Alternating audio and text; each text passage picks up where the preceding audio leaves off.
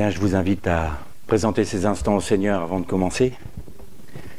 Seigneur éternel, nous te rendons grâce parce que tu nous donnes la liberté, la paix, de manière à pouvoir nous réunir devant toi pour entendre ta parole, Seigneur, pour comprendre quelle est ta pensée. Seigneur, nous te prions afin que nos cœurs soient disposés à recevoir cette parole, afin qu'elle porte du fruit. Et pour ma part, Seigneur, je me présente devant toi afin que je sois totalement effacé devant ta majesté et que ce soit toi qui parles. Au nom de Jésus-Christ. Amen. Alors, on m'a invité pour vous parler d'un thème particulier qui est très cher à mon cœur. C'est la théologie de la substitution ou du remplacement. Donc, on voudrait, dans le christianisme, faire penser que l'Église a remplacé Israël. Et il n'y a rien de plus faux, bibliquement parlant, que cette théologie. Alors, avant d'entamer, je vais très courtement me présenter, parce que même si la plupart d'entre vous me connaissent, il y en a certains qui ne me connaissent pas du tout. Donc je suis à moitié frison, c'est-à-dire c'est la Bretagne de la Hollande, hein. On est très séparés. Les Frisons ne sont pas hollandais. C'est comme les Bretons ne se sentent pas français. Donc j'ai des origines saxonnes, frisonnes, danoises. Donc il paraît que c'est la recette du cocktail Molotov. C'est assez explosif chez moi. Et je suis issu d'une famille huguenote qui a fui la France pendant les dragonnades de Louis XIV pour aller se réfugier en Hollande. Ma mère était une femme pieuse. Elle est décédée quand j'avais 6 ans et ça m'a amené dans la rébellion. Mais une rébellion assez violente. Je détestais tout ce qui était pasteur et curé. Je ne pouvais pas les voir, il y avait presque de la haine. Parce que j'avais vu depuis mon enfance, j'étais toujours dans les milieux évangéliques et j'avais constaté que l'hypocrisie qui régnait dans le christianisme pouvait donner des leçons aux pharisiens. On a tendance toujours à montrer du doigt les pharisiens, mais je pense que parfois on peut leur donner quelques leçons dans le milieu chrétien. Et donc j'avais rejeté tout ça et j'avais dit, je croyais en Dieu, ça il n'y avait pas de souci, mais je lui avais dit, je te donnerai ma vie que quand je serai sur mon lit de mort, j'attendrai de crever avant de dire oui. Parce que je ne voulais pas entendre parler de l'évangile. Parler de Dieu, pour moi, était quelque chose de très, très pénible. Je n'aimais pas ça du tout. Et puis, je suis arrivé en Bretagne quand j'avais 7 ans et j'ai rencontré ma future épouse. Alors, on est devenus amis d'enfance. D'amis d'enfance, on s'est considérés comme frères et sœurs. Et puis, ce qui devait arriver est arrivé. Elle aussi est issue d'une famille huguenote, mais elle a des Cévennes, donc vraiment le fief central des Huguenots. Et elle avait une foi, elle me faisait penser à ma mère. C'était la seule qui pouvait me parler de Dieu aussi directement, sans qu'il y ait de séquelles. Parce que je n'aimais pas qu'on me parle de Dieu. Et puis, on s'est mariés. Je ne connaissais pas le Seigneur, je n'avais pas donné ma vie à Dieu. Et elle était convaincue que nous étions faits l'un pour l'autre. Moi, je me disais, je m'en fiche, ce qui m'intéresse, c'est toi. Dieu, on verra. Et je me suis marié avec Agnès. On a eu notre première fille. Mon père est décédé 11 jours après. On a attendu notre deuxième enfant, Edwin. Et c'était le 2 janvier 1992, c'est des dates qui marquent. J'avais décidé de lire une bande dessinée, donc je cherchais dans ma bibliothèque et je suis tombé sur le livre « Les réveils religieux » de Charles Finney. Et je dis, tiens, j'ai rien à lire, je connaissais tout, je vais les lire. Je vais commencer à le lire. Et la version que j'avais, c'est à croire que l'éditeur l'avait fait exprès pour moi, et c'était un peu rentre-dedans, c'est-à-dire qu'à chaque fin de chapitre, il y avait un questionnaire. Est-ce que tu crois ce qui a été dit? Est-ce que tu crois? Est-ce que tu crois? Et si tu ne crois pas, ferme le livre. Je dis, tu me connais mal, je ne vais pas fermer le livre. Oui, mais arrivé à la moitié, je pleurais. Je me repentais devant le Seigneur de mes péchés. Et c'était des vagues d'amour qui déferlaient sur moi. J'étais inondé par l'amour de Dieu. Alors, je ne dis pas que tout le monde doit faire cette expérience-là, mais 2 jours après, j'étais baptisé dans le Saint-Esprit. Et là, ça a été un changement radical. l'église dans laquelle j'étais était très légaliste, très, j'ai envie de dire, un christianisme mort, il faut dire les choses. Et là aussi, il y avait de l'hypocrisie, là aussi, il y avait des non-dits, là aussi, il y avait des arrangements pour pallier entre, enfin, jongler avec le péché, on cachait les péchés, enfin bref, c'était quelque chose de... Bon, dans le christianisme, on a ça aussi, bien sûr. Et moi, j'avais dit à Dieu, c'est tout ou rien. Je ne suis pas là pour faire le petit chrétien qui va au culte le dimanche et puis qui fait sa petite prière, qui va prendre la Sainte Seine et puis que dans la semaine, il recommence comme si de rien n'était et on recommence le dimanche suivant. Non. Et j'avais lu un livre qui m'a énormément marqué qui était Sur la brèche de Rhys Howells. Et Rhys Howells vivait que par la foi. Et je lui ai dit, Seigneur, c'est ça que je veux. Je veux vivre comme ça. Alors, j'ai fait ça. J'ai décidé de vivre comme Rhys Howells, par mes propres forces. Rhys Howells. C'était un Gallois. Et donc son livre, c'est Sur la brèche. C'est pendant le réveil du Pays de Galles. Voilà. Et donc, du coup, échec. Impossible de le faire. Et puis je cherchais. Et je cherchais avec un frère qui est devenu mon beau-frère aussi. On s'est marié avec 2 sœurs. Comme quoi il y a un sacerdoce dans la famille. Et puis, on se posait la question de comment vivre de cette manière-là. Comment vivre par la foi? Comment vivre en dépendant totalement de Dieu? On ne comprenait pas parce qu'on n'y arrivait pas, nous, par nos propres forces. Et donc ce frère, un jour, ça faisait à peu près 5-6 ans qu'on était en recherche, il m'appelle et il me dit « J'ai trouvé ce qu'on cherche ». J'ai dit « Sans blague ». Donc je suis allé le rejoindre à Mulhouse pour voir un peu ce qu'il avait à me dire. Et j'ai réalisé qu'en fait, je ne connaissais pas le Seigneur. Je le connaissais comme mon sauveur, mais je ne le connaissais certainement pas comme mon Seigneur, parce qu'on ne m'avait pas appris à connaître le Seigneur. Et à partir de là, il m'a dit, écoute, la parole, c'est une personne. Il faut comprendre que là, on va méditer la parole ensemble, mais nous allons méditer sur une personne qui s'est révélée à travers la parole, qui se révèle à travers la parole. Je dirais que la parole de Dieu est la lumière du premier jour, du jour 1. La lumière du Messie. Mais comme l'homme ne l'a pas reçue, Dieu l'a cachée dans sa parole. Et maintenant, nous devons chercher par l'Esprit à ce que cette parole prenne vie en nous par la lumière du Saint-Esprit. Et c'est seulement comme ça, par révélation, que nous pouvons mettre en pratique la parole. Autrement, c'est un combat qui est vain. Et donc, j'ai compris que c'était par révélation. Et j'ai dit, écoute Seigneur, je ne te connais pas. Moi, j'étais toujours sous l'accusation, parce que je luttais contre mes propres péchés, je luttais contre ma propre nature. Je ne comprenais pas. Et le Seigneur, tout d'un coup, j'ai cette parole qui est venue, et je m'en souviens, ça fait plus de 30 ans maintenant. Je suis ta sanctification, je suis ta justice. Et donc ce n'était pas à chercher une justice, pas à chercher une sanctification, je cherchais une personne qui se révélait à moi comme étant ma sanctification, comme étant ma justice. Et là, j'ai compris, et j'ai dit, Seigneur, je crois. Parce que la foi vient avec la parole de révélation. Et depuis, l'accusateur peut venir, je dis, ce n'est pas ma propre justice, c'est celle de mon Messie. Le temps a passé, le Seigneur m'a montré que j'étais appelé à faire ce que je détestais, c'est-à-dire annoncer la parole, prêcher la parole. J'ai dit, Seigneur, tu as un certain humour, on ne peut pas le nier. Et je suis devant vous aujourd'hui en train de parler du Seigneur alors que je détestais ceux qui étaient à ma place. Donc c'est pas mal quand même. Et puis, il m'a donné une pensée, une vision, que j'ai essayé de mettre en œuvre moi-même. Ça m'a coûté 7 ans. 7 ans de désert, où j'ai, pour ainsi dire, tout perdu, perdu mes illusions, perdu mes ambitions, perdu la grosse tête, parce que ça c'est dangereux. Et j'étais en enfer pendant 7 années. Et un jour, j'étais au bout du bout, j'étais dans mon bureau, et je me souviens que j'étais en train de perdre mon entreprise. Et je me suis dit, tiens, je vais écouter une prédication d'un frère que j'aime beaucoup, enfin que j'aimais beaucoup, parce qu'il est décédé récemment. C'était Serge Tarasenko.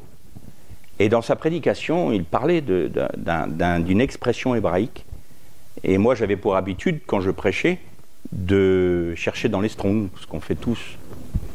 Et je ne voyais pas le rapport, je ne comprenais pas, parce que le Strong ne correspondait pas du tout à ce qui était dit.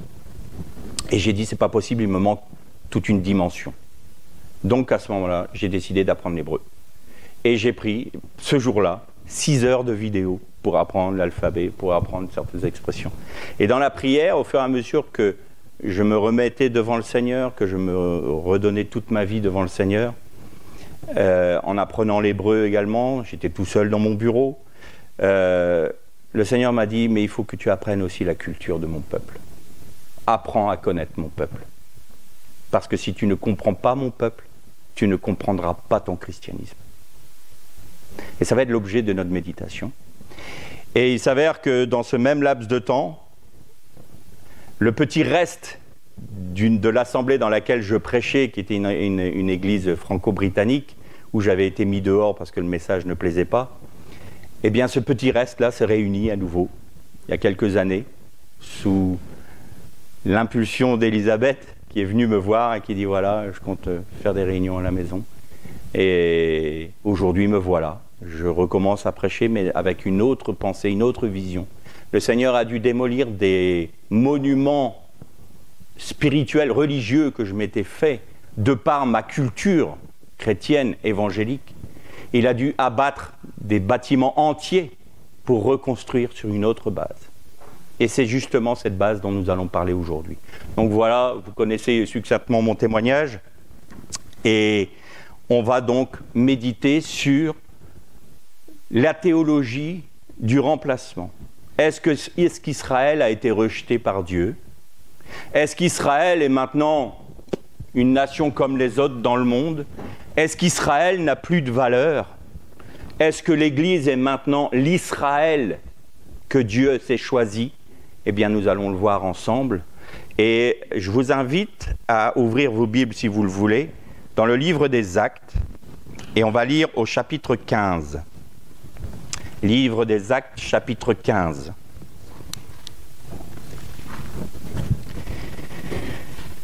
Quelques hommes qui étaient descendus de Judée enseignaient aux frères, si vous ne vous faites pas circoncire, selon la coutume de Moïse, vous ne pouvez être sauvés. Paul et Barnabas, ayant eu avec eux une violente dispute au cours du débat qui s'ensuivit, en décida que Paul, Barnabé et quelques autres dès lors monteraient à Jérusalem devant les apôtres et les anciens pour parler de cette situation. L'Église leur fournit ce dont ils avaient besoin pour le voyage. Comme ils passaient par la Phénicie et la Samarie, ils racontaient en détail la conversion des non-juifs et causaient une grande joie à tous les frères. Arrivés à Jérusalem, ils furent accueillis par l'Église, les apôtres et les anciens, et ils rapportèrent tout ce que Dieu avait fait avec eux. Alors quelques membres du parti des pharisiens qui étaient devenus croyants se levèrent pour dire qu'il fallait circoncire les non-juifs et leur enjoindre d'observer la loi de Moshé. Les apôtres et les anciens se rassemblèrent pour examiner cette affaire. Après un vif débat, Pierre se leva et leur dit « Mes frères, vous le savez, dès les tout premiers jours, Dieu a fait un choix parmi vous pour que, par ma bouche, les non-juifs entendent la parole de la bonne nouvelle et deviennent croyants. » Là, il nous fait part de Corneille, n'est-ce pas? Où le Seigneur lui avait montré que les animaux n'étaient pas impurs dans la nappe. Et Dieu qui connaît les cœurs leur a rendu témoignage en leur donnant l'Esprit Saint tout comme à nous. Il n'a fait aucune différence entre nous et eux, puisqu'il a purifié leur cœur par la foi. Maintenant donc, pourquoi provoquez-vous Dieu en imposant aux disciples un joug que ni nos pères ni nous-mêmes n'avons été capables de porter? En fait, c'est par la grâce du Seigneur Jésus que nous croyons être sauvés, de la même manière qu'eux. Toute la multitude fit silence et l'on écoutait Barnabé et Paul raconter tous les signes et les prodiges que Dieu avait produits par leur entremise parmi les non-juifs. Lorsqu'ils se turent, Jacques dit « Mes frères, écoutez-moi. Chiméon a raconté comment, pour la première fois, Dieu est intervenu pour prendre parmi les nations un peuple à son nom. Les paroles des prophètes s'accordent avec cela comme il est écrit. Après cela, je reviendrai et je relèverai la tente de David qui est tombée. J'en relèverai les ruines et la redresserai, afin que le reste des humains recherche le Seigneur. Oui, toutes les nations sur lesquelles mon nom a été invoqué, dit le Seigneur, qui fait ces choses connues depuis toujours. C'est pourquoi, moi, je suis d'avis de ne pas créer de difficultés aux non-juifs qui se tournent vers Dieu, mais de leur écrire qu'ils s'abstiennent des souillures des idoles, de l'inconduite sexuelle, des animaux étouffés et du sang. Depuis des générations anciennes, en effet, Moshe a dans chaque ville des gens qui le proclament, puisqu'il dit, il est lu chaque Shabbat dans les synagogues. On arrêtera là notre lecture. Le texte que nous venons de lire est connu dans le monde évangélique comme étant, le monde chrétien en général, comme étant le décret apostolique. Et ce décret apostolique nous dit quoi? À l'origine de l'Église, pendant une grosse dizaine d'années, l'Église était exclusivement juive. Il n'y avait pas de non-juifs dans l'Église primitive, pendant près d'une dizaine d'années. Et le Seigneur a montré à Pierre que cette grâce qui était faite en Jésus-Christ, premièrement pour les Juifs, était étendue aux non-Juifs, aux nations. D'où Corneille et Paul qui allaient prêcher dans les synagogues en premier lieu, et ensuite les non-Juifs s'agrégeaient aux frères qui avaient cru, aux frères juifs qui avaient cru en leur Mashiach. Et ça a posé un gros problème, comme ça pose encore un problème aujourd'hui. Certains juifs, que Paul appelle ailleurs dans Galates des faux frères, disaient oui, mais pour être sauvé, vous devez respecter la loi de Moshe. Pour être sauvé, vous devez respecter la circoncision. Pour être sauvé, vous devez respecter le Shabbat comme la loi de Moshe nous le dit. Pour être sauvé, vous devez respecter les fêtes de l'Éternel. Or, Paul nous dit dans Colossiens, ce n'est qu'on ne doit pas se laisser troubler par des nouvelles lunes, des Shabbats, des fêtes. Pourquoi? Parce que tout est réuni en Christ. Si vous prenez le Seigneur Jésus, vous voyez qu'il incarne en lui seul le Shabbat, il a dit lui-même, je suis le maître du Shabbat. Il incarne toutes les fêtes de l'Éternel, Pessah, Kippour, Shavuot, Sukkot, toutes les fêtes de l'Éternel sont réunies en lui. En fait, toute la loi mosaïque est réunie en Christ. À quoi servait la loi de Moshe? Elle servait à séparer le peuple d'Israël des nations païennes. La loi était faite pour qu'Israël soit sanctifié, séparé par rapport aux autres nations. Mais aujourd'hui, qu'est-ce qui nous sépare du monde? C'est le Saint-Esprit en nous. Le Saint-Esprit qui nous fait agir selon Dieu, qui nous fait parler, qui nous fait raisonner selon le cœur de Dieu. Comment cela? En utilisant, en prenant ce qui est de Christ et en nous le révélant. Ça serait l'objet d'une autre méditation, mais là, si je commence là, on est là encore demain et après-demain. Mais en fait, le Saint-Esprit va utiliser le sang de l'agneau, le sang de Jésus, qui est maintenant dans l'éternité, pour l'amener dans notre temporalité et amener la puissance du sang de l'agneau de réconciliation. La sanctification se fait par l'Esprit aujourd'hui. Et l'Esprit est implanté dans notre esprit afin que nous obéissions à ses commandements. Donc, je vais prendre un exemple tout bête de Shabbat. Shabbat, ça veut dire cessation en hébreu. Et cessation, c'est le moment où Dieu a cessé de créer pour donner à l'homme la possibilité de gérer sa création. Et donc, il a dit à l'homme, voilà, maintenant j'ai créé les œuvres de ma main, je te les confie. C'est toi qui vas administrer toute ma création. Et ce qu'aurait dû faire l'homme, parce qu'il a péché le 6e jour, il n'est pas rentré dans le Shabbat de Dieu. Il a péché le 6e jour. Il aurait dû rentrer dans le Shabbat de Dieu. Là, en rentrant dans cette cessation que Dieu avait faite, il aurait mangé de l'arbre de la vie. C'est-à-dire qu'il se serait nourri de Christ. Christ se serait incarné dans l'Adam. L'Adam, en tant qu'entité, lui, son esprit, aurait cessé lui-même, aurait fait Shabbat devant l'esprit du Messie pour que le Messie poursuive l'œuvre du Père dans la création. Et ainsi, Dieu aurait poursuivi son œuvre par le Messie.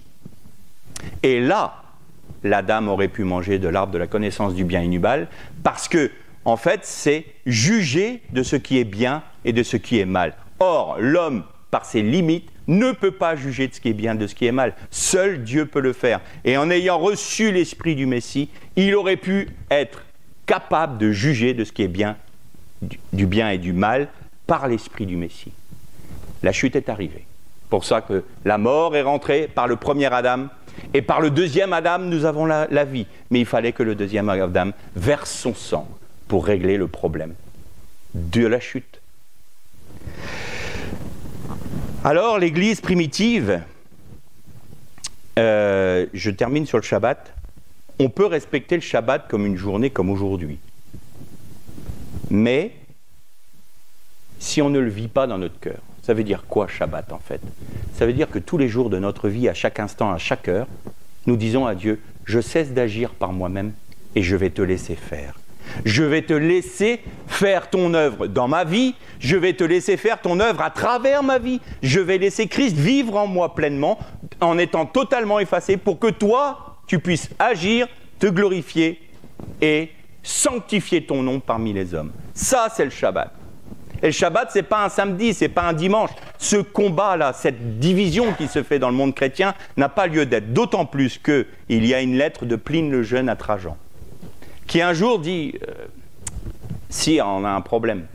Moi, j'ai des gens là qui viennent, ils se disent des chrétiens, Notzrim. Notzrim en hébreu, c'est les Nazaréens, ceux qui suivent la voie du Nazaréen. Adarash Anotzrim, c'est la voie du Nazaréen. Et en fait, ils se réunissent au Shabbat, ils mangent ensemble, ils louent un Dieu qui s'appelle Jésus. Bon, qu'est-ce que je dois faire avec ces gens-là? Est-ce que je dois leur faire à Dieu abandonner leur foi? Est-ce que je dois les mettre en prison? Il y en a certains que j'ai fait battre pour leur faire renier leur foi, ils n'ont pas voulu, jusqu'à être mis à mort. Que dois-je faire? Parce que c'est assez particulier, ils se réunissent là pendant le Shabbat, enfin, comme les Juifs, et puis ils se séparent, et à nouveau ils se réunissent, donc le lendemain, pour rompre le pain. Mais toutes les accusations qu'on a eues contre eux n'ont pas trouvé, à mes yeux, de quoi être punis. Et donc il y a la réponse de Trajan. Et nous réalisons quoi à ce moment-là? Nous réalisons qu'en fin de compte, les premiers chrétiens faisaient Shabbat le samedi, mais ils se réunissaient aussi le dimanche, parce qu'ils célébraient la résurrection du Seigneur le dimanche et ils rompaient le pain ensemble. Alors samedi ou dimanche, je crois que c'est l'écume des choses, mais si nous voulons faire le Shabbat, c'est très bien. Si nous voulons faire le dimanche, ce n'est pas l'essentiel. L'essentiel, c'est est-ce que nous faisons Shabbat tous les jours dans notre vie? Est-ce que nous laissons vraiment Dieu agir dans toute notre vie?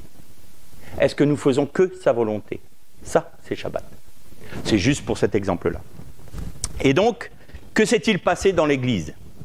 Paul avait très bien compris le danger. Il avait dit, voilà, on va faire rentrer des païens, des non-juifs dans l'Église. Et les Juifs de l'époque ont ouvert en grand et leurs portes et leur cœur pour accueillir les non-juifs, les goyim, comme moi, qui suis un goy. Et le danger était ça.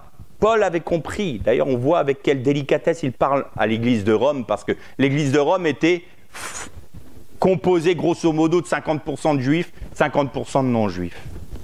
Et il dit, et d'ailleurs on lira sûrement cet après-midi le chapitre 11 de l'Épître aux Romains, Paul dit il y a un danger, c'est qu'il arrivera un moment où il y aura plus de non-juifs dans l'église que de juifs. Et le danger, c'est qu'on va rejeter les juifs. Et le décret apostolique, qu'est-ce qu'il nous dit? On ne vous met pas sur les épaules plus que nous-mêmes n'avons porté. On n'a pas été capable de respecter la loi de Moshe, nous, même les Juifs. Donc, vous devez avoir un seul Dieu, pas d'idolâtrie, pas de désordre sexuel, pas de viande étouffée, pas de sang. En clair, il nous ramène à la loi noachide, de Noach, la loi qui a été donnée à toute l'humanité. Et il dit une chose intéressante. Parce que vous qui êtes non-juifs, c'est sous-entendu. Vous ne connaissez pas l'enseignement de la Torah, comme un juif la connaît. Vous pouvez aller dans tout l'Empire, dans chaque ville au Shabbat, mocher et prêcher. En clair, le décret apostolique nous disait, allez dans les synagogues apprendre de la part de vos amis et frères juifs ce qu'est la Torah, l'enseignement de la Torah. Alors aujourd'hui, le monde chrétien dit, oh, Israël, et puis les juifs, il faut s'en méfier. Quand est-ce qu'on a respecté ce commandement-là? On est dans la désobéissance. L'Église désobéit encore à une prière du Seigneur. Je te prie, Père, pour qu'il soit un, comme nous sommes un. Il y a tellement de divisions dans le monde chrétien. L'Église, telle que l'on la connaît, l'Église, je vais dire, païenne, mais l'Église des nations. Si Israël a été rejeté, l'Église aussi. Parce que l'Église est aussi, voire plus, désobéissante qu'Israël. Alors on va essayer de détruire une doctrine qui est pour moi une doctrine de démon, qui est le remplacement. Jamais Dieu n'a dit que Israël serait remplacé par l'Église. Jamais. Nulle part dans la Bible. Vous pouvez chercher n'importe quel texte. Si vous le trouvez, vous me le montrez. Mais je ne l'ai jamais vu. Et alors l'Église s'est construite comme ça, 10 années, c'était des Juifs. Ensuite, ouverture aux païens. Et puis, il y a eu donc ce qu'on appelle donc les pères apostoliques de l'Église. Donc c'est les pères, les apôtres, et ceux qui ont été disciples des apôtres, dont fait partie par exemple Polycarpe. Polycarpe était un disciple de l'apôtre Jean. Et tant que ceux qui avaient été disciples des premiers apôtres étaient en vie, il y avait cette union encore avec les Juifs et les chrétiens. Il n'y avait pas encore de séparation nette. Paul respectait à la lettre ce que l'on appelle la grande commission en anglais, the Great Commission, c'est-à-dire que Jésus avait dit « Allez dans la Judée annoncer ma parole » en Jésus-Christ, donc la réconciliation en Jésus-Christ, dans la Judée, dans la Samarie, et ensuite dans toutes les nations. C'est-à-dire que Paul, quand il allait, par exemple, dans une ville, Éphèse, Laodicée, Smyrne, toutes ces villes d'Asie mineure, il allait en premier lieu dans les synagogues. Il prêchait en premier aux Juifs. Parce que la parole est pour eux d'abord, ensuite pour nous. Ce sont nos frères aînés. Et donc il allait dans les synagogues, il prêchait, des frères devenaient messianiques, des juifs messianiques, c'est-à-dire des juifs qui avaient reconnu leur Mashiach, et au bout d'un moment, des conflits naissaient, et les synagogues rejetaient les frères qui avaient cru. Et donc ils étaient obligés de se mettre dans un autre endroit. Si vous allez sur les ruines d'Éphèse, vous allez avoir la fameuse bibliothèque d'Éphèse. Il y a les vestiges et vous voyez que sur une marche, il y a une menorah qui est gravée. Pourquoi? Parce que c'est là que Paul se réunissait avec des Juifs qui ont cru au Mashiach et des non-Juifs. Et il se réunissait là autour de la parole, et puis il y avait un frère qui gardait son judaïsme, hein. Pas la raison qu'il s'en sépare, il avait gravé une menorah sur la marche de la bibliothèque d'Éphèse. Et après ces pères apostoliques, on a eu les pères apologètes.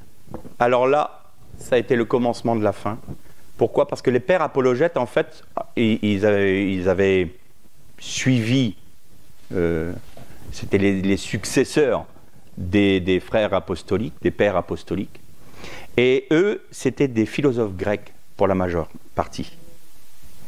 Et là, on a commencé à voir une doctrine qui était mélangée avec la philosophie grecque. Je vais vous poser une question. Est-ce qu'on sera tous dans le ciel pour l'éternité? Ceux qui sont sauvés. Nous qui avons cru en Christ. Est-ce qu'on sera dans le ciel pour l'éternité? On a souvent entendu ça. Pour moi, Seigneur, avec toi, pour toujours dans les cieux, dans ton règne. Vous n'avez jamais entendu parler de ça? La Bible n'a jamais parlé de ça. La Bible a parlé d'un Sheol, où on est dans un temps d'attente. Les réprouvés et ceux qui ont reçu le salut dans le Messie. Mais la Bible nous parle d'une résurrection physique. La Bible nous parle du nouveau ciel et nouvelle terre. Elle ne nous a pas parlé d'une éternité dans un ciel éthéré. Hein.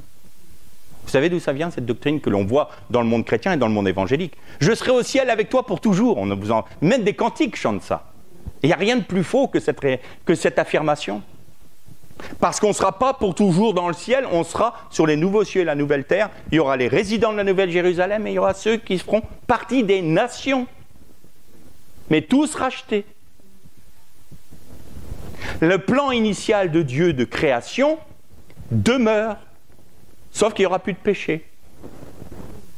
Et d'où vient cette théologie où on sera tous dans les cieux, et puis dans un monde éthéré où tout le monde sera heureux, et puis il y aura plus, on sera juste des esprits purs parmi les purs esprits? Ben, ça vient de Platon.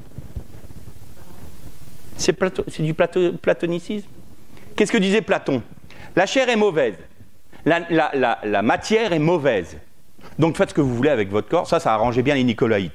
Faites ce que vous voulez, péchez autant que vous voulez. L'important, ce n'est pas votre corps, c'est votre esprit. Parce que votre esprit est pur. Donc, un jour, vous serez libéré de votre corps et votre esprit pur rejoindra les purs esprits. C'est Platon, ça. L'évangile selon Platon. Et on a commencé donc à avoir un mélange entre le christianisme et la philosophie grecque. Ça, c'était avec les apologètes. Les apologètes faisaient l'apologie du christianisme, de la vraie foi, parce qu'ils étaient confrontés à énormément de dérives sectaires et de dérives d'hérésie. L'arianisme et tout ce genre de choses. Et donc, ils étaient obligés de faire l'apologie, d'où le nom apologète. Ensuite, les pères se sont séparés en deux catégories. Les pères grecs et les pères latins. Et là, division totale avec le peuple juif. Le christianisme, qui devait être simplement la continuité du judaïsme en Yeshua, puisque l'accomplissement du judaïsme, c'était le professeur de notre bien-aimé frère Jean-Marc Taubois, un professeur de Torah, qui disait « Le christianisme est une religion juive ». Et il avait raison. Il avait raison. Dans le judaïsme, il y avait différents courants. Il y avait les Sadducéens, il y avait les pharisiens, il y avait les zélotes, il y avait les Esséniens, et puis il y avait la voie du Nazaréen. C'était une continuité. Il n'y avait aucune pensée dans l'esprit des premiers apôtres. Il n'a jamais été question d'une division et d'une séparation. Quand j'entends dire que Jésus a inventé une nouvelle religion, je bondis. C'est faux. Il est l'accomplissement du judaïsme. Et le problème du christianisme aujourd'hui, c'est qu'en se séparant du judaïsme, il n'arrive même pas à comprendre son christianisme. Parce qu'il y a plein de textes, et on verra ça cet après-midi, plein de textes de l'évangile même, ou de la Torah, ou du Tanakh, c'est-à-dire ce qu'on appelle l'Ancien Testament. Je dis plus, voilà, je vais me préciser, je dis plus ça. Pourquoi? Parce que là aussi, c'est un gars qui était contre le judaïsme, qui s'appelait Marcion, et qui disait que le Dieu des Juifs était un Dieu méchant, parce que sanguinaire, et que le Dieu gentil et bon, c'était Jésus, donc le nôtre. Donc il avait dit, il y a l'Ancien Testament, c'est-à-dire tout ce qui est passé, tout ce qui a trait à Israël, tout ce qui a trait à l'Ancien Testament, entre guillemets, aux prophètes, aux psaumes, à la Torah, tout ça c'est à rejeter. Le seul livre qui compte, c'est le Nouveau Testament, le nôtre. Et il y a une tradition, je ne crois pas que ça soit vrai, mais on nous disait que Jean, l'apôtre Jean, avait rencontré Marcion un jour à Rome, et Marcion lui demande « Sais-tu qui je suis ?» Et Jean lui aurait répondu « Oui, tu es le fils aîné de Satan. » Bon, vous voyez, les apôtres étaient aussi remplis d'amour, pourtant Jean était « Aimez-vous les uns les autres », mais quand il y avait des choses à dire, il les disait. Hein. Il n'y a pas de problème à ce niveau-là. Il y a des moments, quand des choses sont à dire, il faut les dire. Et donc, quand vous voyez votre Bible avec Ancien et Nouveau Testament, ça, c'est issu du marcionisme. Un ennemi d'Israël, un ennemi des Juifs. Et puis arrivé Origène. Alors Origène, il a été tellement loin, lui, dans l'antisémitisme, qu'il a même été excommunié. Mais il est encore considéré comme un père de l'Église. Il est excommunié, effectivement. Ensuite, on a eu, vers l'an 400, un Jean Chrysostome. qu'on appelait la bouche d'or. Mais il ne sortait pas que de l'or de la bouche de ce monsieur. Et il avait fait donc il était évêque de l'église de Sainte-Sophie en Turquie, qui est devenue une synagogue maintenant. Et il avait fait une série de 6 sermons pendant 6 dimanches où il n'a fait que critiquer et plus que ça, condamner les Juifs. À tel point qu'il avait dit qu'il était préférable pour un chrétien d'aller dans une maison close que d'aller dans une synagogue.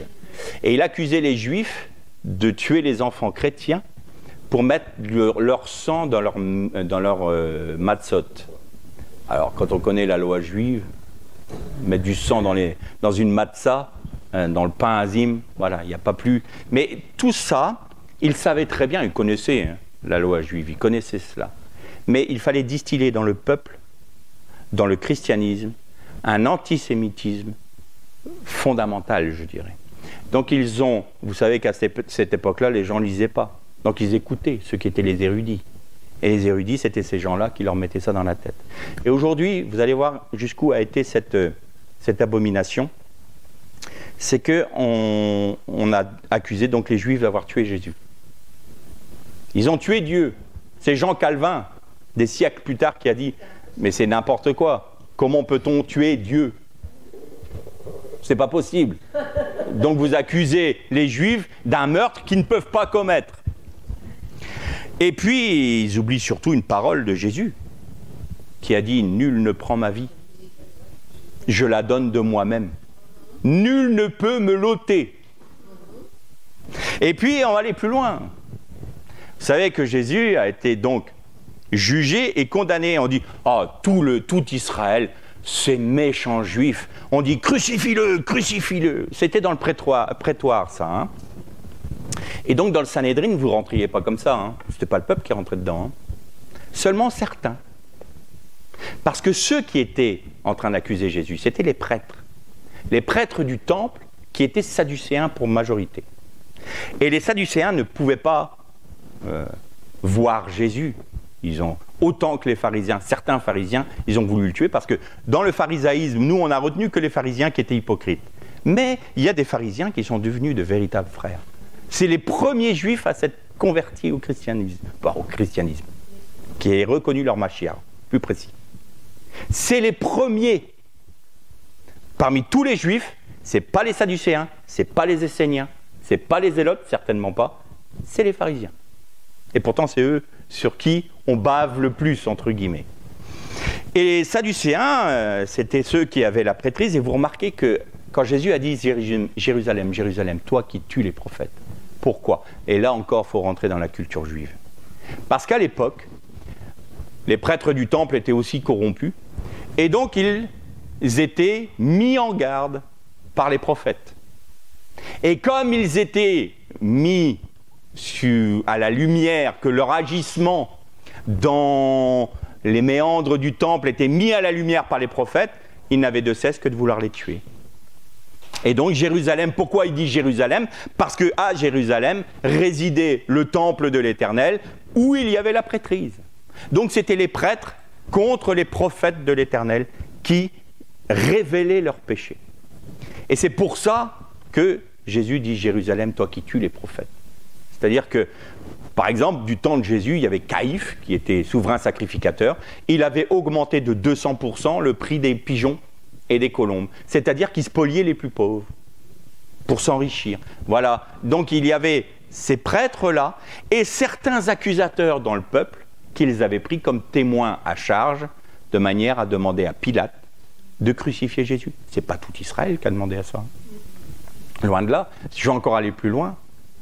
Tous les Juifs n'étaient pas en Israël, il y avait la diaspora grecque.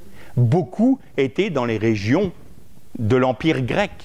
D'ailleurs, à Pessah, quand ils venaient à la fête de Pessah, ils venaient de différents pays, et quand les frères ont parlé en langue, ils louent le Seigneur dans nos langues.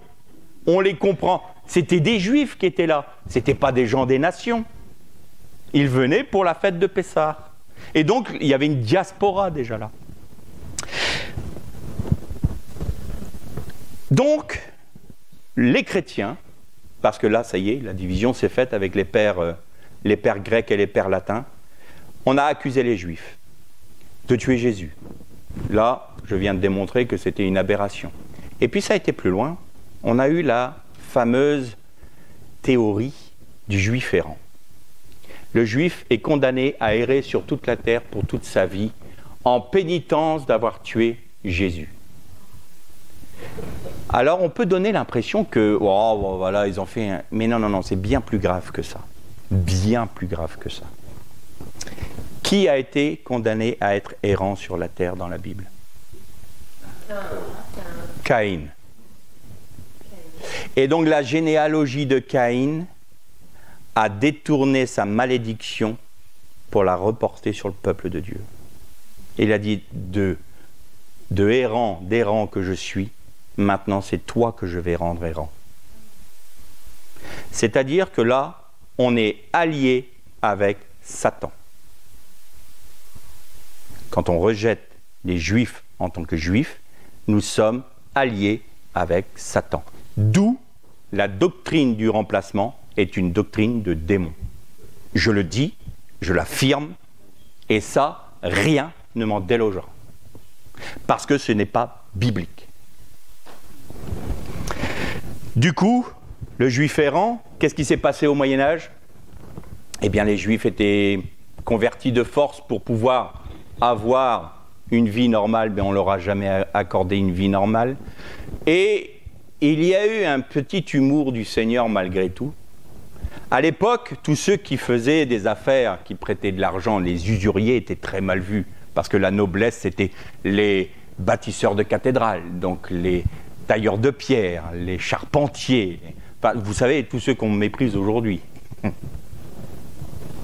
Et puis, ben, les Juifs, ben, on va leur laisser que les métiers qui ne sont pas nobles et tout ça. Donc, vous pouvez faire du divertissement, vous pouvez vous occuper des banques. Ah, nous, on ne prête pas d'argent, on est des bons chrétiens quand même. On n'est pas des usuriers, nous. Ça, c'est bon pour les Juifs. C'est ça, les Juifs qui ont une sale mentalité. Donc, on ne leur laisse pas les métiers nobles. Interdiction de rentrer dans la noblesse, interdiction d'avoir un métier de tailleur de pierre, que des métiers qu'on n'aime pas. Or, aujourd'hui, ce sont tous les métiers qui sont en vue. Banquier, l'entertainment. Donc dans le cinéma, vous avez les plus grosses productions cinématographiques, c'est des Juifs. Pourquoi? Parce que c'est le métier qu'on leur a laissé. On ne leur permettait pas de faire autre chose. Et maintenant qu'ils ont le pouvoir, ah ben le monde il est dirigé par les Juifs, hein. Faut être un peu sérieux. Et puis, on leur a juste laissé ça. Donc ils ont fait fructifier ce genre de choses, parce que la bénédiction de Dieu repose malgré tout sur son peuple. Et aujourd'hui, on veut carrément leur dénier le droit d'existence. Et là où nous avons un gros problème, c'est que on ne veut pas de Juifs chez nous. Je pense que l'actualité est suffisamment parlante pour qu'on comprenne ça. Les Juifs de France sont en grand danger, malheureusement. Donc, qu'ils sachent qu'il y a des personnes qui sont goïs, dont je fais partie, qui sont amis, leurs amis, et qui sont là aussi, dans le moyen qu'ils ont, que j'ai, de les aider, de les protéger et de les bénir. Que le Seigneur, s'il me donne à le faire, je défendrai mes frères et amis juifs. C'est une évidence. Et puis en plus, on leur interdit de retourner sur le pays de leur père. Donc en clair, on ne veut pas d'antisémitisme, mais on veut que l'antisémitisme s'arrête quand il n'y aura plus de juifs. Ça sera plus facile de plus être antisémite. Hein, quand il n'y a plus personne à haïr, ça va. Ça aussi, c'est démoniaque. Alors évidemment, le monde chrétien aujourd'hui, si vous voulez, 80-85% du monde évangélique, il y a encore quelques années, même moi quand j'étais enfant, était pro-israélien. Aujourd'hui, les proportions se sont inversées, même dans le monde évangélique. On a une minorité qui soutient Israël et une majorité qui sont prêts à le condamner parce que on adhère à cette fausse pensée que c'est un peuple colonial. Or, on oublie une chose importante, c'est que Israël, les Juifs, quand ils sont sortis des peuples, quand ils sont sortis des camps de concentration, ils ont dû trouver une terre. Parce qu'ils ont bien compris que l'Europe ne serait jamais un refuge pour eux, que nulle part au monde ils auraient quelque chose où ils pourraient être libres et en paix. Il leur fallait la terre. Et ça, c'était la pensée de Dieu. Quand j'entends certaines personnes dans le monde chrétien qui disent Israël n'a pas besoin d'une terre, n'a pas besoin de revenir dans son pays parce que de toute façon, le vrai Israël, c'est l'Église. Bon. Il me semble que Jérémie a dit que le Messie reviendrait, parce que tout le monde parle du retour de Jésus, mais ils oublient un détail, il ne revient pas sur la butte Montmartre. Il ne revient pas à New York non plus, aux Nations Unies. Il ne vient pas à Rome, il vient sur le mont des Oliviers. Le mont des Oliviers, c'est où? C'est en Israël, c'est face à Jérusalem, n'est-ce pas? Bon, donc c'est bien en Israël qu'il revient. Question, si Israël n'existe pas, est-ce que le Messie peut revenir? Nous, les bons chrétiens qui disons, Seigneur, reviens, reviens, reviens. Mais on ne veut pas qu'Israël existe, mais reviens. Mais on ne veut pas qu'Israël existe. Et toute notre théologie, toute notre vision eschatologique est complètement faussée par justement cela, cette séparation qu'il y a entre les Juifs et nous. Parce qu'on ne comprend pas que l'épouse du Messie porte un nom, et ce nom c'est Israël. N'en déplaise aux adeptes chrétiens qui disent que le vrai Israël, c'est l'Église des nations. Ce n'est pas vrai. Comment est-ce que les goyim, nous, les nations, pouvons être donc l'épouse du Christ? Parce que Dieu s'est toujours réservé un reste. C'est ce que dit Paul aux Galates. Non, c'est ce que disent les frères aux Galates. Oui, mais Paul le dit aussi, Pierre aussi. Il dit, vous comprenez? Quand il y a eu Élie, le Seigneur lui a révélé qu'il y en avait 7000 qui n'avaient pas fléchi le genou devant Baal. C'est-à-dire qu'il y a toujours un reste d'Israël qui reste fidèle à Dieu. Et donc il y a toujours un reste de nos amis et de nos frères juifs qui ont reconnu le Messie de tout temps. Et s'il n'y a pas ce reste-là, l'Église des nations n'existe pas. C'est un mythe. Parce que la promesse a été faite à Israël seul. Je ne peux pas, en tant que goy, me séparer d'Israël et dire « les promesses que Dieu a faites à Israël sont pour moi ». Ce n'est pas vrai, c'est un mensonge. Donc, à partir du moment où Israël, c'est l'épouse du Christ, l'Israël se reste là. Parce qu'un jour, tout Israël va se convertir. On verra ça cet après-midi. Eh bien, le goy que je suis a reconnu le Messie d'Israël, pas le mien. Le Messie d'Israël est devenu le mien. Et ça, c'est Ruth. Ton Dieu sera mon Dieu. Ton peuple sera mon peuple. Ça, c'est le goy qui vient voir un juif et qui dit « Ton Dieu est mon Dieu. Ton peuple est mon peuple. Et parce que je fais de ton peuple et de ton Dieu le mien, alors je suis rattaché à toi et je suis donc, par Jésus-Christ et son sacrifice, garant des promesses faites à Israël et participant aux promesses d'Israël. Je suis donc l'épouse de l'agneau en Jésus-Christ, mais rattaché à Israël. Sans Israël, nous ne sommes rien. Nous ne sommes rien. C'est un fait. Alors on l'accepte, on ne l'accepte pas, ça ne changera pas la pensée de Dieu. Dieu, par tous ses prophètes, a promis la restauration d'Israël. Il a promis sa terre, et vous voyez l'iniquité. Aujourd'hui, on appelle les Israël un peuple de colons. Il faut savoir que quand la Palestine, c'est un terme qui a été inventé par Adrien, après la révolte de Bar Korba, en 135 de notre ère. Et pour punir Israël, il a débaptisé Israël, l'a appelé Palestine, et Jérusalem, il l'a rebaptisé Ael Capitolina. Simplement pour faire adorer le dieu Jupiter Capitolin. Ils avaient même édifié un temple à Jupiter Capitolin, là où était le Saint des Saints. Donc, aujourd'hui, la Palestine, hein, parce qu'il faut que ça soit les Palestiniens n'ont jamais existé, hein, ce sont des Égyptiens, des Jordaniens, ce sont des nomades, mais ils n'existent pas. Citez-moi un roi palestinien, citez-moi, je sais pas moi, une culture palestinienne, je ne connais pas. Par contre, je peux vous citer quelques rois juifs, moi, israéliens. Et puis, donc du coup, en étant séparés comme on est là, eh bien tout part de l'Église, même l'eschatologie. Donc, grande tribulation. Moi, le Seigneur m'a démonté mon idée de la grande tribulation. Alors, je vais peut-être la démonter pour vous aujourd'hui, mais la grande tribulation, ça fait 2000 ans qu'on est dedans. Pourquoi ? Parce qu'on n'a pas vu du tout la pensée du peuple d'Israël dedans. La grande tribulation, ce terme est employé 4 fois dans la Bible. Et une seule fois par Jésus. Il a dit, quand vous verrez l'abomination qui rend désolé, le sanctuaire. Et ça, il fait référence à une parole de Daniel. Et dans Daniel, il y a 3 fautes d'hébreu. Il y a Shikutz Ameshomem, Ashikutz Meshomem, Ashikutz Ameshomem.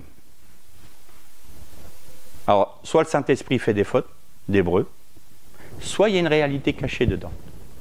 Mais là encore, faut-il s'intéresser au texte hébraïque et s'intéresser à la culture juive.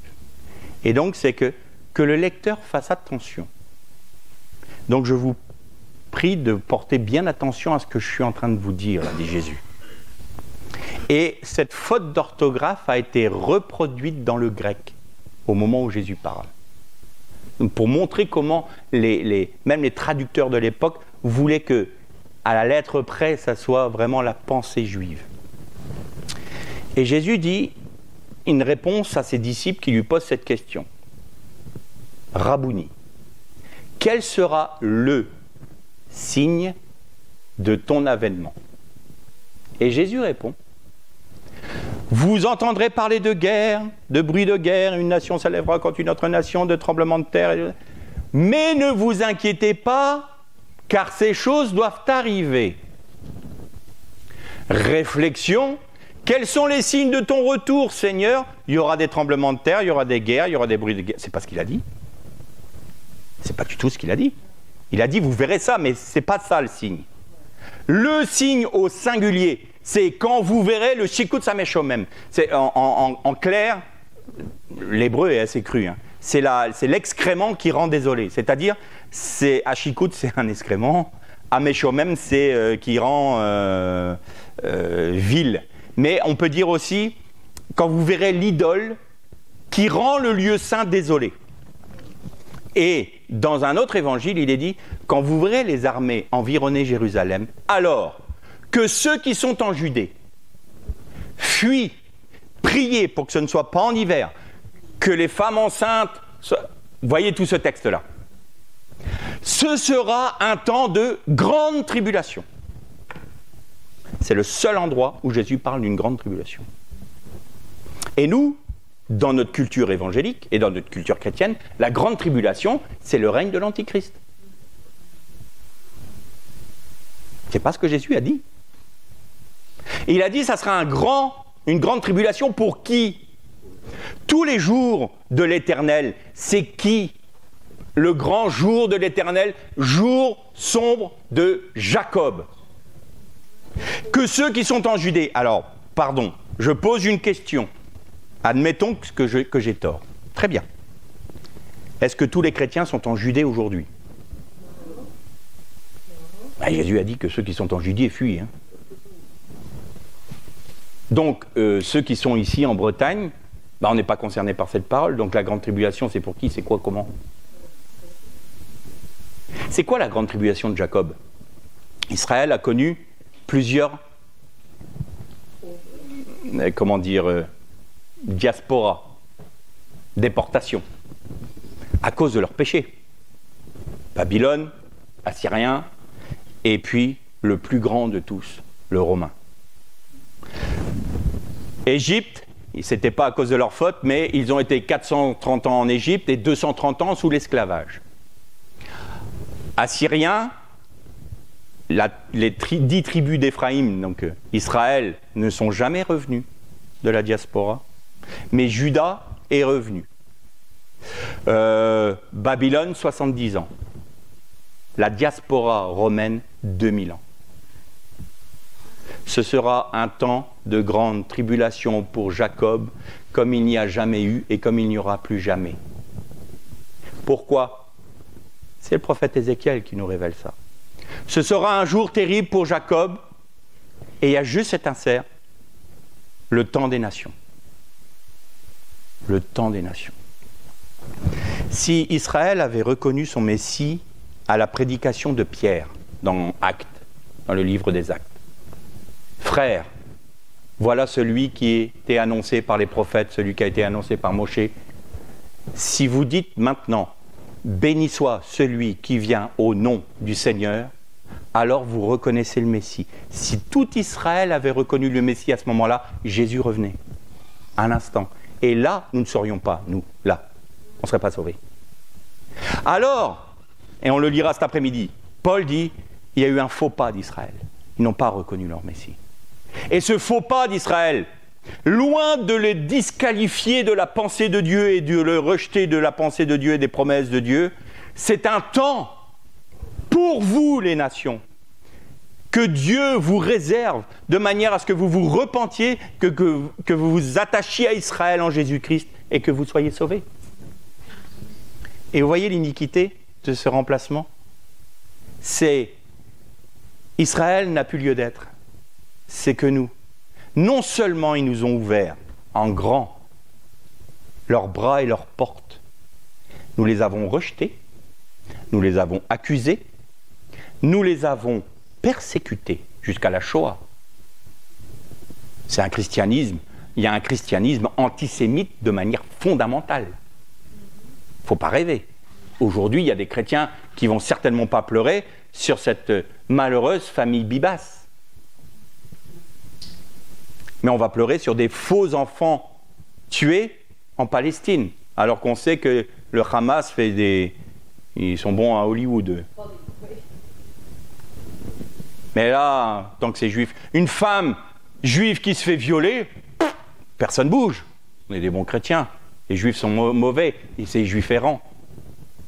Eh bien, ils nous ont ouvert leurs bras, ouvert leurs portes, ouvert leur cœur. On les a rejetés, on les a persécutés, on les persécute encore.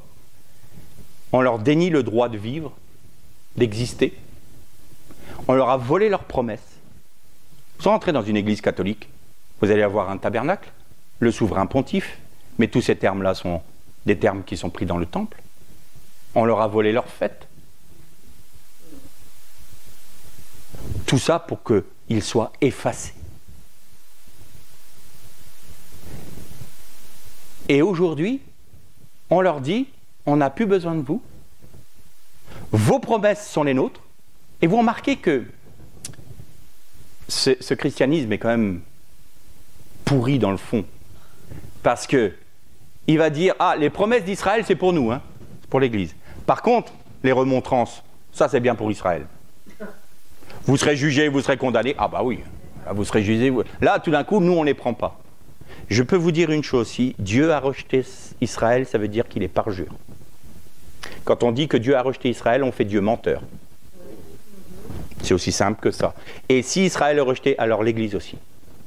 Personne n'est sauvé, parce que nous sommes au moins autant, voire pire, que ce qu'a fait Israël. Et je vais vous donner maintenant, pour terminer, parce que le temps tourne, je pense que je suis un peu long, je vais vous donner où est l'origine de cette terrible chose. Le peuple d'Israël sort d'Égypte, donc il est séparé d'Égypte par le baptême. L'Épître aux Hébreux nous dit que la traversée de la mer des joncs est un baptême. C'est-à-dire que notre baptême, nous sommes séparés du monde. Et avec le peuple d'Israël était un peuple mélangé qui l'accompagnait. Le Erev Rav en hébreu. Et le Erev Rav, ce sont des nations dans l'Égypte de l'époque, il y avait plusieurs nations, des Parthes, des Couchites, des Égyptiens bien sûr. Et ce sont ceux qui se sont attachés à Israël. Et là, on a déjà la préfiguration des nations qui sont bénies en Israël. C'est la promesse qui a été faite à Abraham. Et dans la pensée juive, il est dit que le Erev Rav est le peuple qui a été à l'origine du veau d'or. Pourquoi? Parce que le veau d'or, c'est rien d'autre qu'Apis, le dieu égyptien, qui était un taureau. Et donc ce Erev Rav dit, le Moshe là, qui devait revenir, il ne revient pas. Sauf qu'ils n'avaient pas bien calculé. Eux, ils étaient partis du principe, ils avaient compté les 40 jours et 40 nuits à partir du moment où Moshe a quitté le camp. Mais Moshe a compté les jours à partir du moment où il était arrivé sur Horeb. Et donc, comme il ne revenait pas, ça se trouve, il est mort. Faisons-nous un Dieu. Il faut qu'on ait un Dieu qui... Il ne faut pas qu'on perde nos habitudes, qui soit comme nous, quoi. Et le péché d'Israël de sang, c'est d'avoir accepté ce veau d'or. Et le veau d'or, c'est une traduction qui est une déduction. Parce qu'ils ont donné leur or pour faire le veau. Or, en hébreu, c'est Egel Masera. Masera, ça veut dire voilé. Donc, littéralement, c'est le veau voilé. Et puis, Masera, Massar, veut dire aussi qui offre des libations à des idoles. Maintenant, qu'est-ce qui fait que toute ce péché du veau d'or, c'est une répercussion pour Israël et pour nous aujourd'hui? Israël, en acceptant le veau d'or, a voilé à ses propres yeux l'Éternel. Et donc, les premières tables de la loi étaient, dans la pensée juive, les tables du Messie, la Torah du Messie, qui a été brisée sur le veau d'or. Et il y a une autre table, d'autres tables de la loi avec d'autres prescriptions qui ont été données. Et attachées à cette loi, il y avait un acte de condamnation. Que celui qui ne respecte pas les paroles de cette loi soit condamné.